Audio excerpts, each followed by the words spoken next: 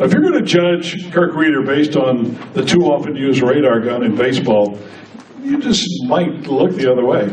He rarely hit 90 on the gun, but he was a pitcher, not a thrower. He was born in Centralia, grew up in Hoyleton, and graduated from Nashville Community High School. The Cardinals were probably looking at the radar gun because they didn't draft him. Montreal took him in the 18th round of the 1991 draft. There were 477 players taken before Kirk, but he signed, and 2 years later went 8-0 and was named the National League Rookie Pitcher of the Year in 1993. But his big break came 3 years later when the Expos traded him to San Francisco, the Giants. He blossomed into one of the Giants' most dependable starters. He wore the Giants uniform for 9 seasons, winning 105 of his 130 big league wins for San Francisco. He had 7 double-digit wins for the Giants. No radar gun was needed. He did it with pinpoint control, dancing on the corners with changeup and sinkers and curveballs and sliders. He was and still is the most successful left-hander in San Francisco Giants history. But baseball could be a cold, cruel game sometime, and in 2006, the Giants designated him for assignment. In other words, they told him, take that uniform off. A couple of his defining moments came in the postseason. In the 2000 National League Division Series, he came out of the bullpen when starter Sean Estes sprained his ankle and turned in a gutsy 4 2/3 innings. In 2002 National League Championship Series, he started games 1 and 6 against the Cardinals and won game 1. Even though he grew up a Cardinal fan, he was 6-0 against the Redbirds at Busch Stadium. And of course, he is somewhat of a legend for his shed, which we'll find about more. Let's welcome one of the best, Kirk Rueter, in the St. Louis Sports Hall of Fame.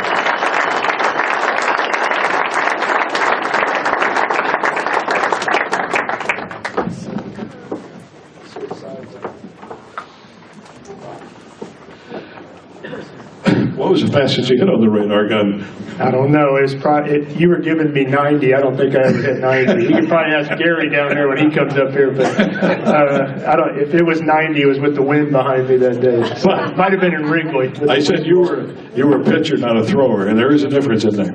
Yeah, that was me to a T because I couldn't light up. I was never a top prospect. I was never invited to all the instructional leagues or, winter balls and all that because I top out at 87, 88. And I even had guys in AAA say, we don't think he can get AAA guys out, but we don't think his stuff will translate to the big league, so I'd get passed over. But I got a big break when Jim Tracy, the guy that ended up managing the Dodgers for a while, he was my AA guy, and he told them, well, if you're not taking him, then I'm not saying the other guys can pitch because that's my butt on the line. So that was kind of my big break. You lived on the corners, huh?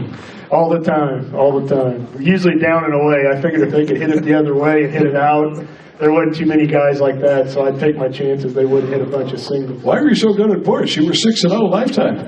I don't know. I got nervous a lot when I came to St. Louis because I had all my family and friends, but, it's just something about coming home. And I know my mom, I never forget my first start there because I had to kind of tell her, she thought the whole town could just come and I would be able to get them tickets. And even though my town only has about 500 people, I had to tell her that night. I was like, Mom, you can't keep telling because I've only been in the big leagues like 2 months. I can't get 500 tickets to baseball.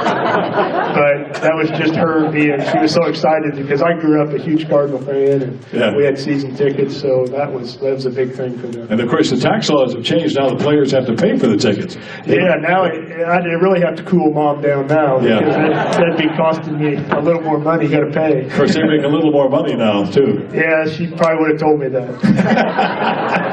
What was it like pitching in San Francisco? I remember going out there to do Cardinal telecast in Candlestick. It was the coldest place I've ever been for a baseball game, especially in July.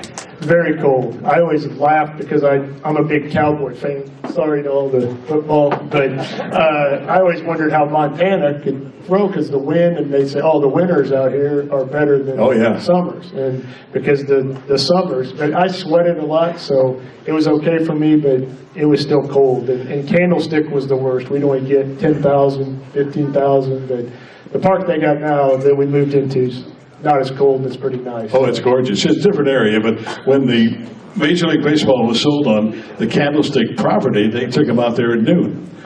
Yes, Yeah. I heard that story. There was no wind. No wind. Day It's games nice. were fine. That's right. Night games. Night game, it was so-called. Kenny Reitz was out there for a while. He used to tell me he would wrap the bats with a heating pad. Well, and the visitors didn't have a clubhouse, so there was nowhere to go. Like when I went there the first time in Montreal, I was like, well, where's our clubhouse? And they said, well, you got to walk back across the field to go, and so all you had was a little bathroom, and that was it for the visitors. So when I got traded, I was like, okay, now I know why nobody likes to come here. It's okay being the home team. You can go back up in the clubhouse. But San Francisco's an interesting city, isn't it? Oh, great. We still go out and visit my family. I got 2 daughters, and they love going out there, and my wife. We have a lot of family and friends that are out there yet, and we love to visit. There's a lot of stuff to do. Kirk, sometimes I think that the worst thing baseball has done is put the radar gun speed on the big scoreboards, because everybody's looking at that all the time, including the players, all right?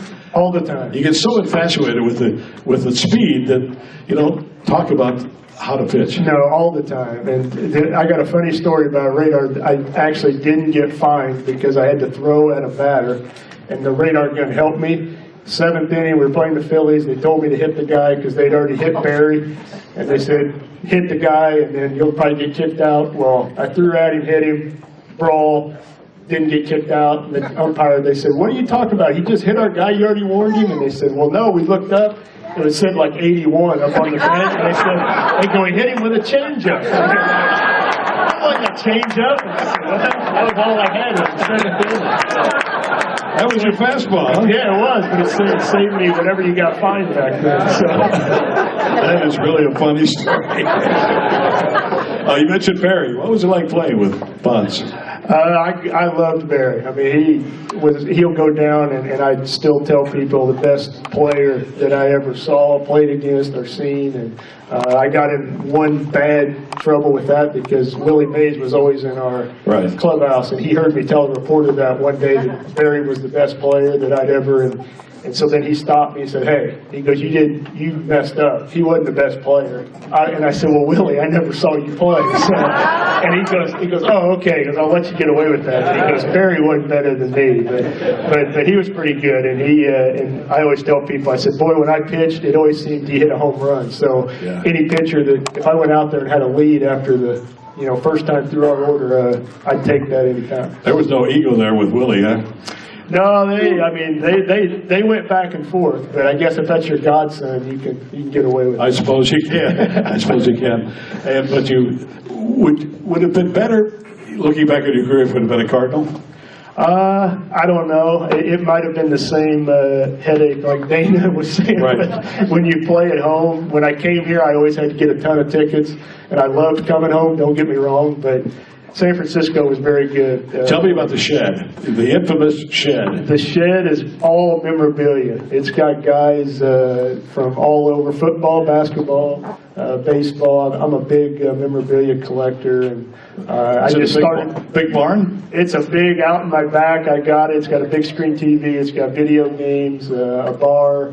But if you like sports, it's a place to go because there's memorabilia everywhere. So. And I know that a lot of times the Giant players would come to town and they'd go right to the Shed. Every time. When I played, I'd pick them up right from the airport, and I'd already have them ready, and they'd come out.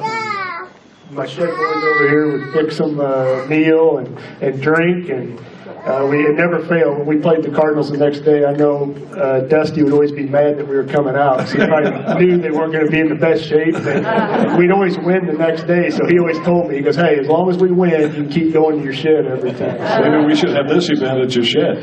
you could do it. You could do it. I don't know if it'd hold this many, but we could pack them in. Thank you. Congratulations on a great work. Welcome to St. Louis Sports Hall of Fame. Thank you.